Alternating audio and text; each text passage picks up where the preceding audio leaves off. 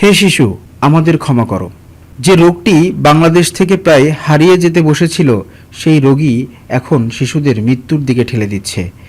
একের পর এক ছোট ছোট মুখ, যাদের অনেকেই এখনও ঠিকমতো মা ডাকতে শেখেনি, পৃথিবীর রং ভালো করে দেখতেও পারেনি।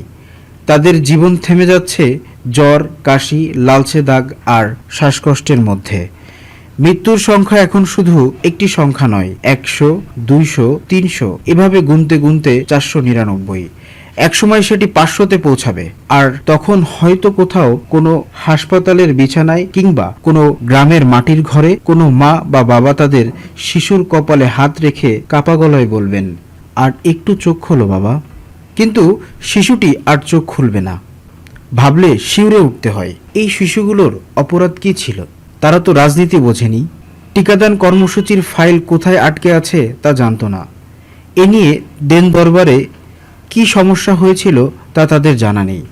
তারা শুধু জন্মেছিল এই পৃথিবীতে একটু বড় হবে বলে। স্কুলে যাবে, নতুন জামা পরবে, বৃষ্টিতে ভিজবে, বাবা অথবা মার আঙ্গুল ধরে হাঁটবে, এই ছিল তাদের স্বপ্ন।